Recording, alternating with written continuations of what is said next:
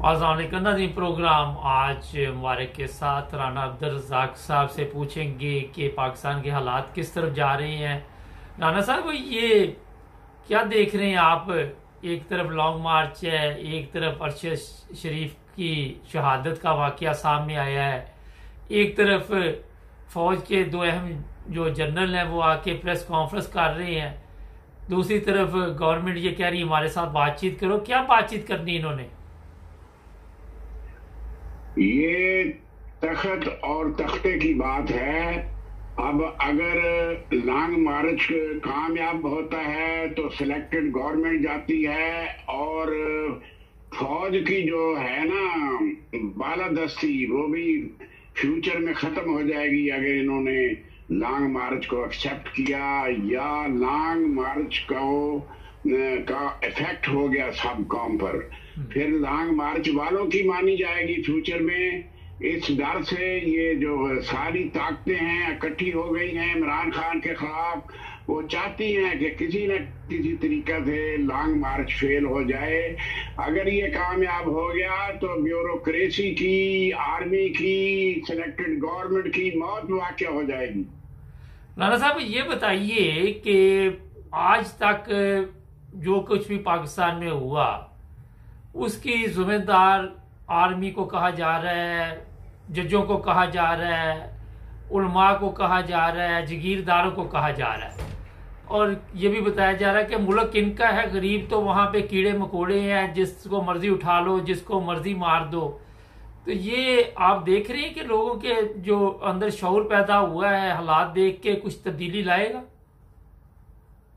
इंशाल्लाह तब्दीली आएगी। लोगों को अवेयरनेस हो गई है।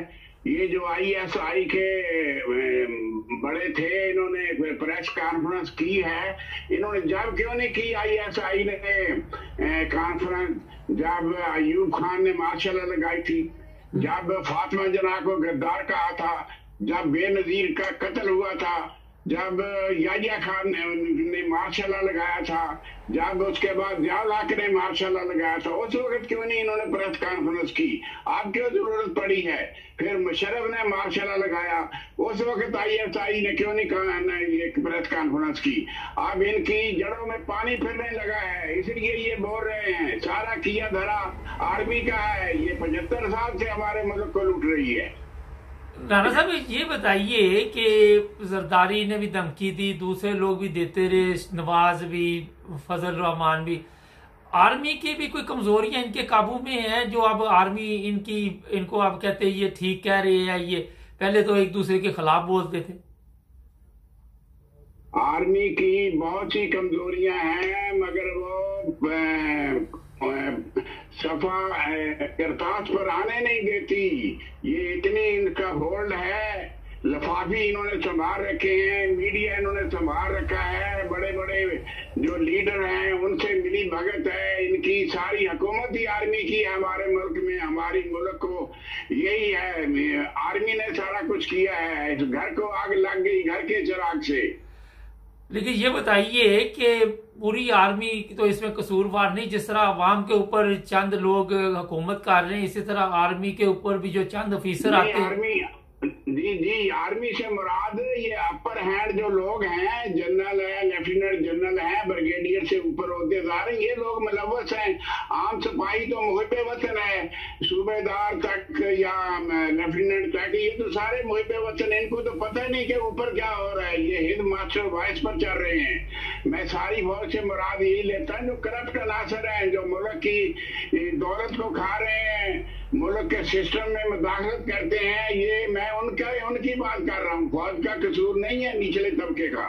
राना साहब, ये भी कहा गया कि हम गद्दार नहीं है, गलतियां हमसे हुई है। वो जिस तरह वो एक ड्रामा था शर्तिया मीठे कि सीएनए नहीं बस टुर के चलने हैं, अटो के चलने हैं। ये बताइए गलती क्या होती है और गद्दारी क्या होती है? अगर ये गद्दार नहीं है तो ये हमूद रहमान कमीशन ढाका फाल के बाद जो मरतब हुई, जुडिशरी ने मरतब की, उसको छाया करे। और जब वो ढाका फाल हुआ था, वो एक न्याजी ने, अब्दुल्ला न्याजी ने हथियार फेंके थे, तो उसकी रिपोर्ट शायद छाया करे। जो ढाका में जो कुछ हुआ है वो अगर वही शाया हो जाए तो इनके सामने आईना आ जाएगा, दुनिया थू थू करेगी आर्मी पर। आप क्या समझते हैं कि आज लोगों के दिलों में अपने जर्नैलों के खिलाफ जो नफरत है उसमें इजाफा हुआ है? बेशक, क्योंकि अब इनके सारे जो है ना धंधे वो बाहर आए हैं, लोगों ने बताया है, जनरलों के जो किरदार हैं, चंद जनरलों के, उन्होंने कौम को शर्मा दिया है और इनका जो है कच्चा चट्टा सारा बाहर आ गया है। दुनिया देख रही है, दुनिया इनको गद्दार कह रही है, बड़े बड़े रसाले छाप रहे हैं जनरलों की करतूतों पर। राणा साहब, ये भी मुझे कल एक हमारे दोस्त ही हैं जर्मनी से, उनकी कॉल आई कि इनकी प्रेस कॉन्फ्रेंस का मतलब ये था कि हम मौजूदा गवर्नमेंट के साथ हैं। आप क्या समझते हैं ये मैसेज? कोई शक नहीं, इसमें कोई शक नहीं, ये एक पेज पर है, ये अमेरिका, इसराइल और इंडिया के ये मफाद में काम कर रहे हैं। इन्होंने 71 की जंग हारी है, 65 की जंग हारी है, कारगिल की जंग हारी है, क्यों नहीं उस पर ये बयान देते, उस पर क्यों नहीं किताब छापने देते? अगर कोई छापता है तो उसको बंद कर दिया जाता है। नहीं, अगर जंगें इन्होंने हारी है तो ये अपने लोगों पे पकड़ पकड़ कर सिर्फ जुल्म करने के लिए बैठे हुए हैं और अपने लोगों के टैक्स पे जिंदा रहते हैं और जी अपना पेट भरने के लिए, अपने औलादों का मुस्तकबिल बनाने के लिए ये जिंदा है। ये कौम मुहिब्बुल वतन नहीं है, ये उन अनासर में से लोग हैं जिन्होंने पाकिस्तान के क़याम की मुखालफत की है। ये उलवाए सू की औलादें भी हैं इनमें शामिल। अच्छा, आप समझ रहे हैं कि ये जो लॉन्ग मार्च है ये इसमें खून खराबा होगा, जिस तरह इमरान खान के एक दो साथी भी जो हैं वो गद्दार निकल आए हैं? इससे पहले एक बड़ा अहम सवाल है, जनाब, एक दो साथियों से कुछ नहीं होता, सारी कौम उनके साथ खड़ी है और ये खून खराबा जरूर होगा। अगर आर्मी और सिलेक्टेड गवर्नमेंट ने कोई बात ना मानी, इलेक्शन की डेट ना दी, तो खून खराबा यकीनन होगा। ये इस्लामाबाद को मिलिया मेट कर दिया जाएगा। अवाम के समंदर के आगे कौन खड़ा होता है? तारीख में आज तक कौन खड़ा हुआ है अवाम के समुद्र के सामने? आप क्या समझते हैं? ये भी इतला है कि इन्होंने प्रोग्राम बनाया हुआ है कि अगर कंट्रोल से बाहर हो गया, 200-400-500 बंदा फड़का दिया तो हम फिर मुल्क छोड़ के भाग जाएंगे, और इस्लामाबाद एयरपोर्ट पे ये बाकायदा तौर पर इतला दे दी गई है। 2 त्यारे भी खड़े हैं इस्लामाबाद एयरपोर्ट पर, 2 त्यारे तैयार खड़े हैं जिनमें इन्होंने भागना है। ये भागने से पहले कंप्रोमाइज कर लेंगे और इमरान खान की बात को मान लेंगे। इमरान खान तो अभी गुजरात भी नहीं जाएगा तो पहले ही काम हो जाएगा इनका, क्योंकि ये समंदर आ रहा है ठाके मारता हुआ, बगैर किराए के, बगैर कहने के लोग निकल रहे हैं। नौजवान जाग पड़ा है। राणा साहब, एक चीज बताइए कि आर्मी तो दूसरे मुल्कों के लिए लड़ाई के लिए, ये अपने लोगों के ऊपर जिस तरह तशद्दुद करती है, पुलिस पकड़ के लेके आती है, मुझे ये समझ नहीं आई बात की। असल में देखें, वहां तसल्लुत हमारे मुल्क में आर्मी का है और आर्मी का था और आर्मी का रहेगा जब तक ये लॉन्ग मार्च कामयाब नहीं हो जाता। सिलेक्टेड गवर्नमेंट की क्या ताकत है? वो क्या कर सकती है आर्मी के बगैर? आर्मी है, पुष्ट बनाई कर रही है, सारे डिपार्टमेंट में मुदाखलत आर्मी की है। सारे डिपार्टमेंटों में जो सिलेक्शन होती है, जो नॉमिनेशन होती है, जुडिशरी की होती है, इंतजामिया की होती है, पहले वहां से मंजूरी ली जाती है। सारी आर्मी चला रही है हमारे मुल्क को। राणा साहब, ये अदलिया का आप क्या हालात देख रहे हैं, क्या हशर देख रहे हैं? मैं तो बहुत बुरा हशर देख रहा हूं इस अदलिया का, मौजूदा का। अदलिया गुलाम इब्ने गुलाम है जुडिशरी की। अदलिया आर्मी की तरफ से सिलेक्शन होती है तो जज बनता है। वो देखा नहीं था, कई जज उतार दिए गए हैं, कई इंतजामिया के सेक्रेटरी उतार दिए गए हैं, कई लोगों को सिर्फ उनका कागजों में दर्ज नहीं होता नाम, आर्डर वहीं से वर्बली आता है और उस पर अमल होता है। ये माइट इज राइट चल रहा है। ये आर्मी गलत जगह पर चल पड़ी और इसने मुल्क को बदनाम कर दिया है, खराब कर दिया है और सिस्टम ऐसा आ गया है कि अब ज्यादा मुहिब्बुल वतन जो है खत्म हो गए हैं। अब गद्दार पैदा हो रहे हैं हमारे मुल्क में। राणा साहब, आप समझते हैं कि आर्मी भी गोली चलाएगी अवाम पर?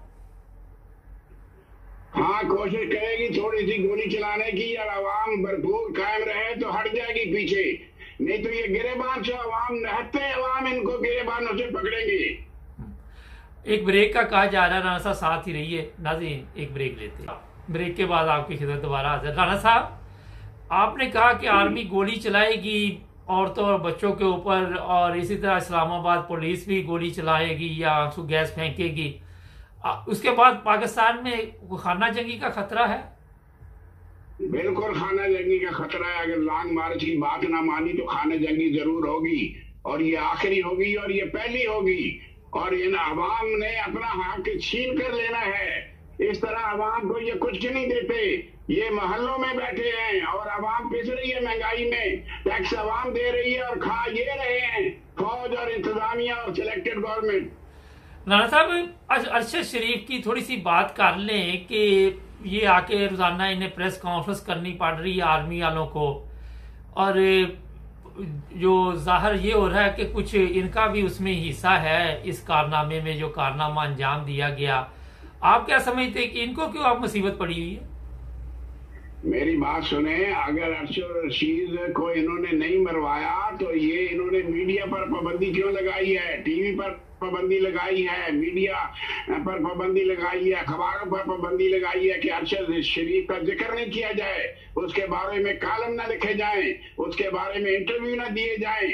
और ये सिलेक्टेड गवर्नमेंट ने और आर्मी ने कितना अफसोस किया अरशद शरीफ पर। ये सीएमसी साहब जाए वहां जाकर उसकी वालदा से अफसोस करके आए। इनमें जरूरत नहीं है इखलाकी के जाकर अफसोस करके आए, क्योंकि कातिल यही समझे जाते हैं और ये हैं कातिल। राणा साहब, ये बताइए कि जो अरशद शरीफ की शहादत है वो कोई रंग लाएगी? बिल्कुल रंग ला रही है।